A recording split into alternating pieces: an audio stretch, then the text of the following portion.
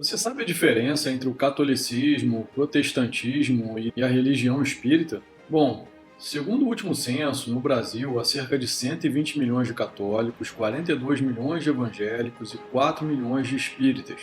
Para surpresa de alguns, todas essas denominações compõem as chamadas fés cristãs, pois entendem que Cristo seja o modelo e guia a ser seguido.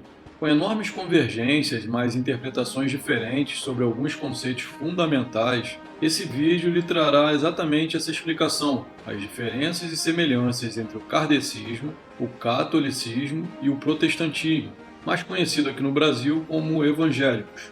Antes, uma pequena observação. Muitos ainda se surpreendem que o espiritismo kardecista seja considerado uma religião cristã por eles mesmos, e isso por confundi-la com outras doutrinas espiritualistas de matrizes geralmente africanas ou esotéricas. Só para que se tenha uma ideia, a palavra espiritismo, antes de 1857, ano em que foi lançado o Livro dos Espíritos, primeira obra codificada pelo francês Hippolyte Léon Denisard Rivail, mais conhecido por Allan Kardec, simplesmente não existia, pois foi ele quem a criou para diferenciar o espiritismo das religiões espiritualistas, que abrangem genericamente todas aquelas que acreditam na reencarnação do homem. Assim, segundo os espíritas, e corroborados com os dados do censo do próprio IBGE, espíritas são exclusivamente aqueles que muitos conhecem como kardecistas. Começando pelo próprio Cristo, vamos ao item número 1. O que é exatamente Jesus para esses diferentes espectros da fé cristã? Para católicos e evangélicos, Jesus é o próprio Deus encarnado e, ao mesmo tempo, uma das suas três faces: o Filho, que representa a sabedoria, mas indissociado do Deus Pai, que é o poder, e o Espírito Santo, o amor. Assim, ele veio à Terra com a missão de expurgar os pecados dos homens e oferecer um caminho de salvação, depois do chamado pecado original para aqueles que nele creem. Ocorre que, segundo essas religiões, o homem, ao ser expulso do paraíso, passou a viver uma vida naturalmente desordenada em relação aos elementos que o compõem: o espírito, a alma e o corpo. No paraíso, o espírito, a fagulha que une o homem a Deus, mandava na alma, que é a mente humana, e essa mandava no corpo. Assim, o homem era perfeitamente racional e não havia a possibilidade de ele inconscientemente perder sua racionalidade por conta de emoções descompensadas ou sensações envolventes. Com a vinda de Jesus, que se ofereceu em sacrifício, o homem passou a ter o auxílio da graça divina, uma força adicional dada àqueles que pedem a Deus e que foram batizados. Somente com essa força adicional é que somos capazes de nos ordenar e conseguir o autodomínio. Já para os espíritas, Jesus não seria Deus, mas um espírito tal como qualquer outro, porém muito antigo e que já se purificou completamente das necessidades do mundo material.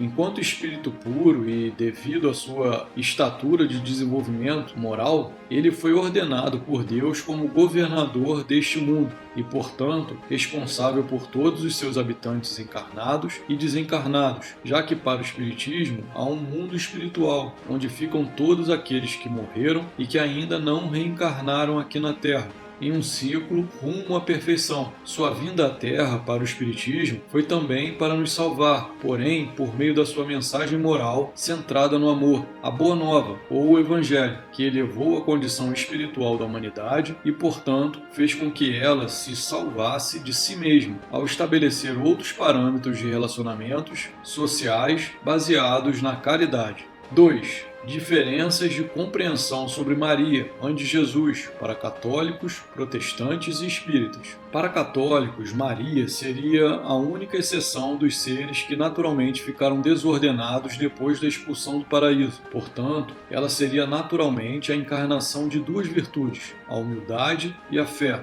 sendo, portanto, uma ferramenta perfeita utilizada por Deus para ser mãe de Jesus. Nessa crença, ela é a nova Eva, que, ao contrário dela, orgulhosa e soberba, trouxe a salvação por meio do seu Filho, o Redentor. Além disso, Maria é considerada uma santa, mas não uma santa qualquer, mas a Santa das Santas, a Santa Virgem Maria, que para eles é a mãe do próprio Deus, que nasceu virgem, permaneceu virgem após ter Jesus, morreu virgem e ascendeu aos céus para ser o ser mais evoluído da hierarquia celeste depois de Jesus, acima inclusive de todos os anjos. Católicos entendem que Maria não teve outros filhos além de Jesus, e quando há essas referências na Bíblia, na verdade seriam parentes próximos, provavelmente primos, mas como não existia a palavra primo, todos eram chamados de irmãos, de onde nasce uma das divergências com os evangélicos, que entendem de forma literal, como está na Bíblia. Portanto, para protestantes, Maria foi a mãe de Jesus, e essa a sua grande virtude e honra. Nessa religião não há figura de santos que intervém por nós, apenas Deus faz isso. Portanto, adorar a Maria ou qualquer outro santo seria como que adorar ídolos, o que é proibido pela Torá, ou seja, uma blasfêmia.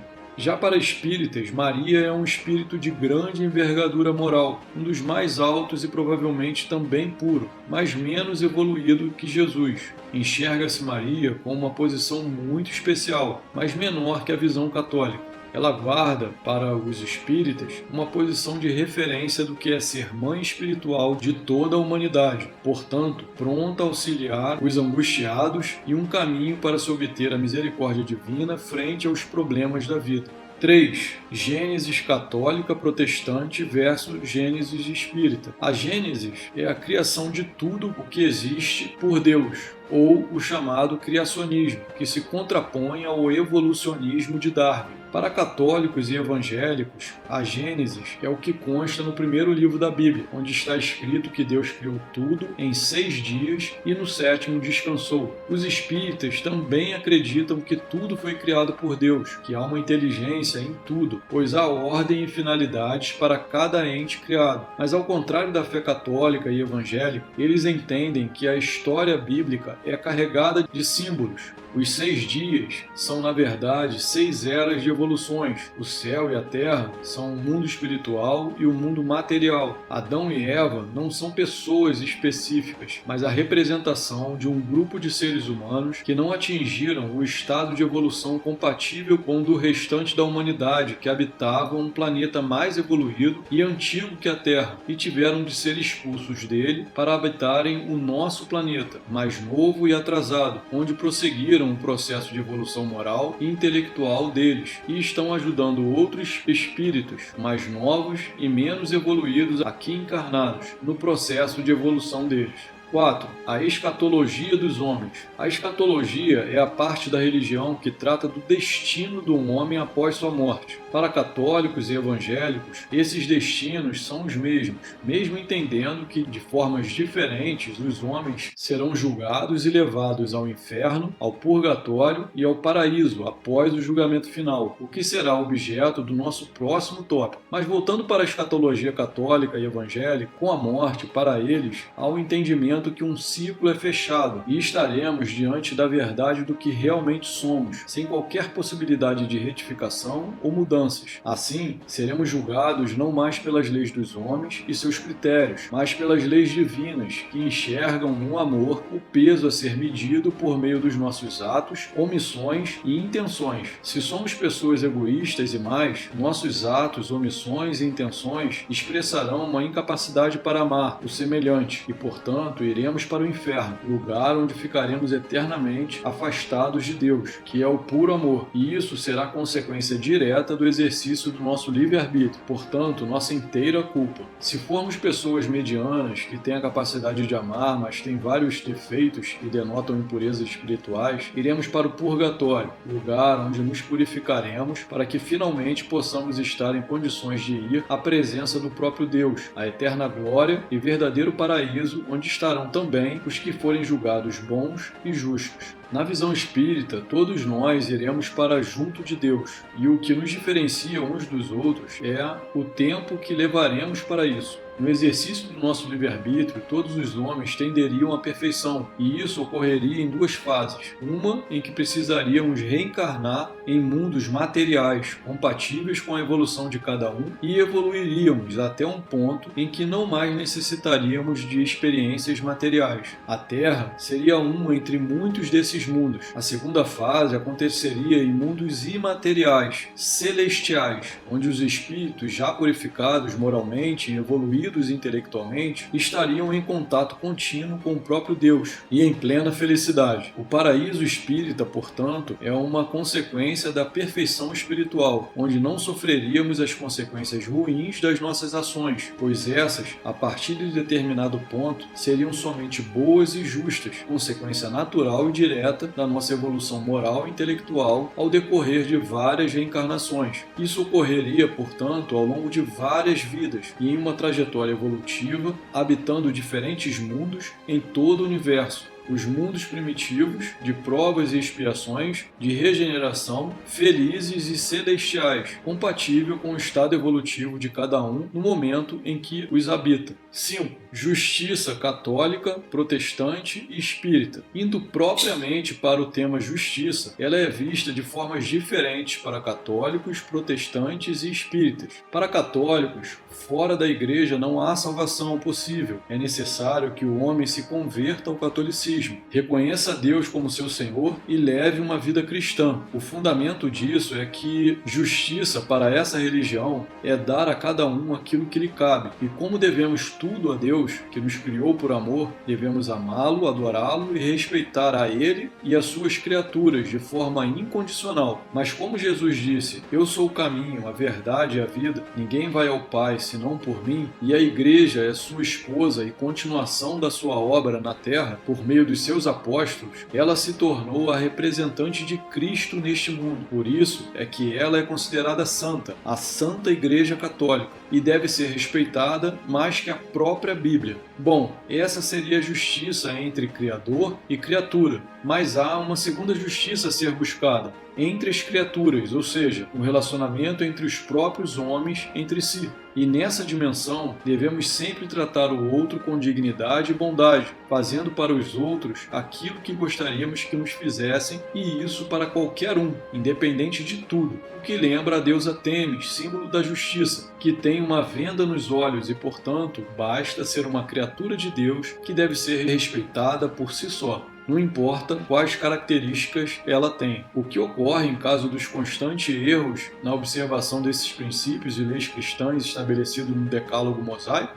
Primeiro, a necessidade do arrependimento sincero e depois da reparação direta ou indireta, que compense as más ações realizadas. Isso faria com que Deus entendesse que determinado erro foi superado. A visão evangélica é diferente da católica. Para essa vertente do cristianismo, a justiça ocorre se o homem, com sinceridade, se arrepende de seus atos ruins e se converte ao cristianismo por meio do batismo. A justificativa para isso é que Deus enxerga as verdadeiras intenções dos nossos atos, e mesmo que tentemos sermos pessoas boas e façamos coisas aparentemente certas e justas, quase sempre os motivos para fazê-las não são bons, estão baseados no interesse próprio, no orgulho e no egoísmo. Dessa forma, para os evangélicos, a maioria de nossas ações são eivadas do mal, mesmo tendo a aparência de boas.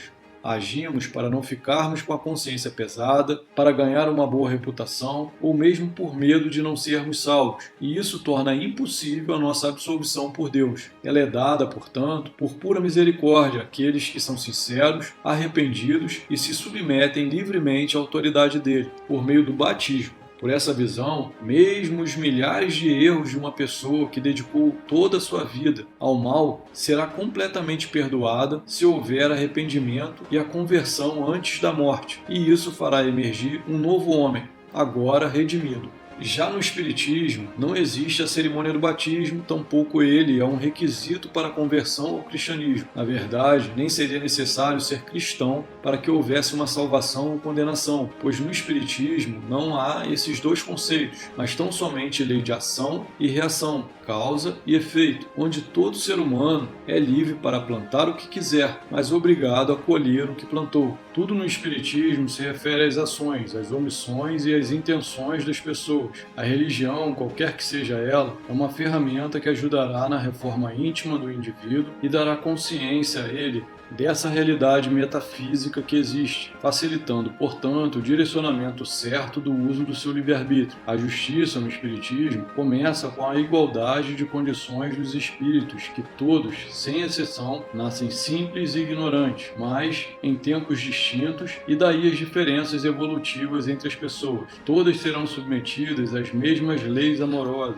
eternas, imutáveis, objetivas e universais, criadas por Deus, bem definidas na Bíblia Sagrada e explicadas no chamado Livro dos Espíritos, codificada por Allan Kardec. Essa justiça não acontecerá em um tribunal divino, pelo próprio Jesus em sua segunda vinda, como acreditam católicos e evangélicos, mas na própria consciência das pessoas, onde estão gravadas todas essas leis. Assim, as pessoas poderão pagar por suas ações nessa ou em outras vidas, assumindo novos corpos, mas com o mesmo espírito imortal que prosseguirá até sua purificação moral e evolução intelectual necessárias a estar na presença de Deus, quando finalmente serão felizes. E é isso. Essas são as principais diferenças entre as três maiores denominações cristãs do Brasil. Juntas, elas somam quase 85% da população.